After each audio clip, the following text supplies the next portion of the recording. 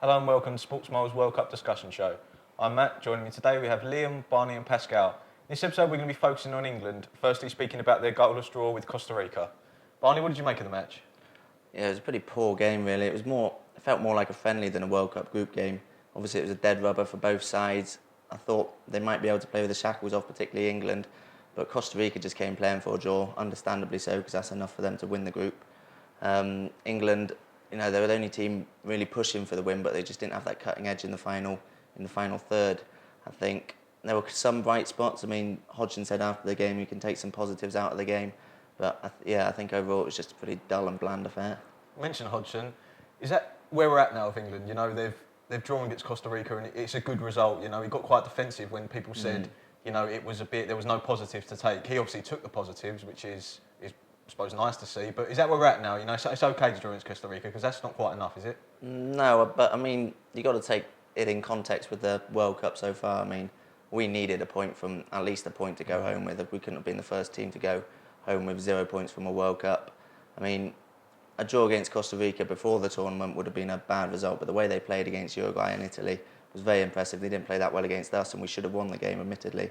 But in context with the tournament, it's not an awful result. I mean, going home with 1 point is better than going home with no points, but still, more negatives than positive, I'd say. Pascal, what the Costa Rica game did allow us to see was obviously see a lot of youngsters that will hopefully be involved in the qualifying campaign for 2016 and in the actual tournament. Who impressed you out of the ones that came in? Again, I think Barkley was probably the brightest spark. He looked really skillful on the ball. There was that particular moment in the first half when he took on 3 players, put it out to the wing and then did a really good knockdown for Sturridge, and we should have had a penalty because he got barged over. But apart from that, no one in particular. I mean, I just think it must have been really hard to G up the players. I mean, even though Hodgson would have told them, look, I really want you to win, you're already out of the tournament, you're playing in really hot conditions. I just don't think they could have been particularly up for it, and it didn't surprise me that it was 0-0. Liam, I think we all agreed it was just a nothing game, wasn't it? It was a pre-season friendly, and that's probably even a little bit kind. It was not that. Who didn't take their chance? I mean, obviously it's nice for players to go along. People say for the experience, but they got some game time, which is good, rather than being there like obviously Theo Walcott 2006. Who didn't really sort of take their chance? Do you think? And I think the lack of development that Phil Jones and Chris Smalling are showing, the 2 Man United players, is quite concerning, especially Jones, who I thought when Man United signed him from Blackburn, I thought he'd go on and be England's centre-back at this World Cup. And it's not happened for him, so much so that they're playing him at right-back now. The only other player that didn't really perform well, although he looks like he's in the team, is Daniel Sturridge. He missed 2 or 3. I mean, he should have had a hat-trick. He probably had about 5 chances, didn't he? The penalty incident Pascal talking about, it probably was a penalty, but it came about because his first touch was poor, and it was like that the whole afternoon. He reminds me a bit of Andy Cole at Man United, who was a good Premier League striker, but he could never do it for England. And I'm not saying Sturridge won't be able to do it for England, but I don't know. He showed that in friendlies as well. So, Barney, Liam touches on Sturridge. Obviously, I know you're a fan of him. He's a good player. I mean, he missed some chances in that game. There's no getting away from that. Rooney missed some chances in the first 2 games and got hammered a little bit. Sturridge seems to have not really taken on too much criticism. How do you think he performed overall? I mean, he's England's #1 striker now. He probably will be for 2016. I think there's this general thing that he's a brilliant finisher. And while he scored a lot of goals last season with Liverpool, 24 I think it was, he misses chances, doesn't he? And you can't do that at the highest level. He does miss chances, and that one in the second half after the 1-2 with Wilshere, that was one he would have expected to take. I think he is a good finisher. He showed that with Liverpool, and he was there on merit. He should have been on starting striker, number 9, and he was. I think he knows he probably could have done better over the tournament, but against Costa Rica, he was our most threatening player up front, even if he did miss the chances. He scored the goal against Italy with a decent finish, even though you'd expect him to score that. I think, he certainly wasn't one of our worst players, but he could have done better, I think. But Pascal, stepping away from the Costa Rica game for a moment, obviously looking at the tournament as a whole, are you inspired for the future, or is it more of the same? Is it 4 years? We'll have young players in. Are you hopeful that for the 2016 championships? I mean, it would be a disaster if they didn't qualify. But do you think there's enough players in there that, looking forward, it's hopeful? I think the one thing that the more positive than, I know that a lot of the young players played, but I think the most positive thing about the tournament is the fact that we started playing a bit more attacking football and started to control possession a little better. Previous tournaments has always been, especially in 2012 and 2010, it was just, sitting back and just trying to keep the opposition out. But we did try and do a bit more exciting stuff, and I think that's the best thing that's come out of this tournament, really. And if these young players can keep playing loads of football in the Premier League and keep progressing, then I think there is reason for optimism. Liam, it's obviously the whole tournament's been poor for England. There's no getting away from that.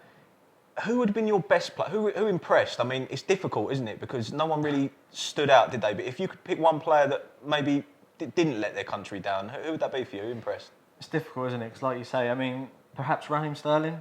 He shone during the first game. He got a little bit lost, maybe against Uruguay, and he looked lively when he came on yesterday. He certainly didn't let anybody down, and he showed that we have got a bright future. Barkley had a good couple of cameo appearances from the bench, and then played quite well yesterday. And I thought Wilshere was quite bright yesterday as well. Them three haven't let anybody down. Apart from that, I think they're really struggling, to be honest. Bonnie, what's your view on that? Is it? Yeah, would you very go much with Sterling or? I mean, the only standout performance of the whole tournament was Sterling against Italy, really.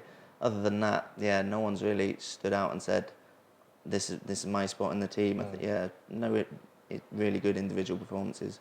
Pascal, I've got to say, I'm really struggling. I'm trying to think, and I've thought about it for a while. I'm really struggling to think who actually did impress. Probably go along with Sterling as well. Yeah, Sterling, obviously. I mean, I thought Jagielka was really good in the first game, but then a bit lax in the second. But apart from that, like you say, it's just such slim pickings, really. Okay, we'll switch it around. Who was the worst player? For me, Steven Gerrard. I know there might have been individual performances that were worse than his, but when he's the captain, he has to lead the team. Both goals in the Uruguay game are down to him. He missed a tackle in the centre of the park for the first one, then obviously the header for Suarez. It just didn't affect the game. I mean, he sprayed some nice passes against Italy, but still, I know he's trying to protect the defence and probably doesn't have that much of an impact going forward. But even so, he just didn't really lead the team particularly well, I thought. And yeah, I think he was probably not necessarily our worst performer, but the biggest disappointment for me. I think that's a very interesting point raised by Pascal, that perhaps Gerrard wasn't the worst player, but the most disappointing because of the season he had last season. He drove Liverpool forward, didn't he? He was he affected games for Liverpool last season time and time again. He's a fantastic Premier League player. There's no getting away with it. It doesn't matter who you support. He's a fantastic player. Who do you think let England down for you? Was it? I'm probably not letting England down. That's probably quite harsh. But who disappointed? I think it was quite underwhelming, wasn't it? I'd probably go for Glenn Johnson at right back. I think he really struggled. He looked poor in the friendlies leading up to the tournament, and he took that form into the tournament. He did set up Rooney's goal, but that was against Uruguay, but that was probably more of a tackle after some bad control. I just think he is the best we've got at right back at the moment, which is quite worrying. There are a couple at Southampton, Callum Chambers and Nathaniel Clyne maybe, but looking ahead to the qualification for Euro 2016, I think he needs to be moved on. Kyle Walker possibly back, but Bonnie. So 3 Liverpool players would probably agreed that Sterling probably impressed the most. Gerrard, Johnson. Who disappointed for you? Is it going to be Liverpool? Is it going to be a full house for Liverpool, or is there someone else? Merseyside rivals Everton for me. Baines was the most disappointing for me. I mean, there's a lot of talk about Ashley Cole should have gone. There's no qualms about taking Baines. Personally, I would have played Cole against Italy and Uruguay, but you can't really argue with Hodgson's decision to start him. I mean, he had a good season. He's established himself as probably England's best left back over the last couple of seasons, but against Italy particularly, he was poor. I think they just destroyed us down that right wing. He was isolated, to be fair to him, but yeah, he had a poor game there, and Uruguay didn't really affect the game as we know he can. Yeah, very disappointing from Baines, really, I think, for me. Pascal, stepping away from England for a moment, obviously the 2 other teams in the group that were battling for the right to join Costa Rica next round were Italy and Uruguay. I suppose you have to start with Suarez again. It's the major talking point. It's happened again for him. It's the 3rd time he's been involved in a biting incident. It keeps happening. Everyone makes mistakes, we know that. But you can't keep making the same mistake, can you? And not getting away with it because he was banned before. But what did you make of the incident?